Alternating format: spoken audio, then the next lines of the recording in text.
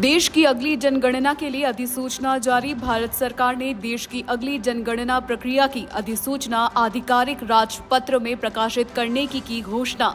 जनगणना 2 चरणों में की जाएगी आयोजित। लगभग 34 लाख गणनाकार और पर्यवेक्षक और 1.3 जनगणना अधिकारी किए जाएंगे तैनात। ये पूरी प्रक्रिया 1 मार्च 2027 तक पूरी की जाएगी।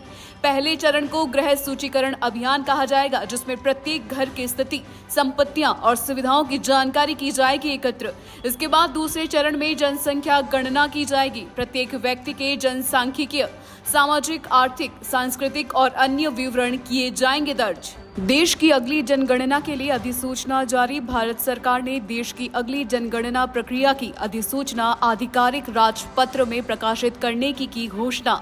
जनगणना 2 चरणों में की जाएगी आयोजित। लगभग 34 लाख गणनाकार और पर्यवेक्षक और 1.3 जनगणना अधिकारी किए जाएंगे तैनात। ये पूरी प्रक्रिया 1 मार्च 2027 तक पूरी की जाएगी।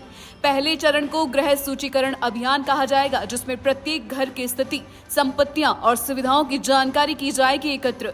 इसके बाद दूसरे चरण में जनसंख्या गणना की जाएगी। प्रत्येक व्यक्ति के जनसांख्यिकीय, सामाजिक, आर्थिक, सांस्कृतिक और अन्य विवरण किए जाएंगे दर्ज। देश की अगली जनगणना के लिए अधिसूचना जारी। भारत सरकार ने देश की अगली जनगणना प्रक्रिया की अधिसूचना आधिकारिक राजपत्र में प्रकाशित करने की घोषणा। जनगणना 2 चरणों में की जाएगी आयोजित। लगभग 34 लाख गणनाकार और पर्यवेक्षक और 1.3 जनगणना अधिकारी किए जाएंगे तैनात। ये पूरी प्रक्रिया 1 मार्च 2027 तक पूरी की जाएगी। पहले चरण को गृह सूचीकरण अभियान कहा जाएगा, जिसमें प्रत्येक घर की स्थिति, संपत्तियां और सुविधाओं की जानकारी की जाएगी एकत्र। इसके बाद दूसरे चरण में जनसंख्या गणना की जाएगी। प्रत्येक व्यक्ति के जनसांख्यिकीय, सामाजिक, आर्थिक, सांस्कृतिक और अन्य विवरण किए जाएंगे दर्ज। देश की अगली जनगणना के लिए अधिसूचना जारी। भारत सरकार ने देश की अगली जनगणना प्रक्रिया की अधिसूचना आधिकारिक राजपत्र में प्रकाशित करने की घोषणा।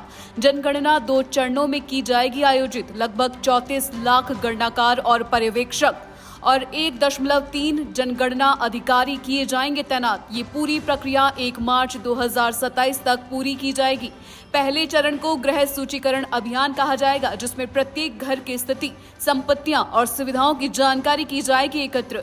इसके बाद दूसरे चरण में जनसंख्या गणना की जाएगी। प्रत्येक व्यक्ति के जनसांख्यिकीय, सामाजिक, आर्थिक, सांस्कृतिक और अन्य विवरण किए जाएंगे दर्ज।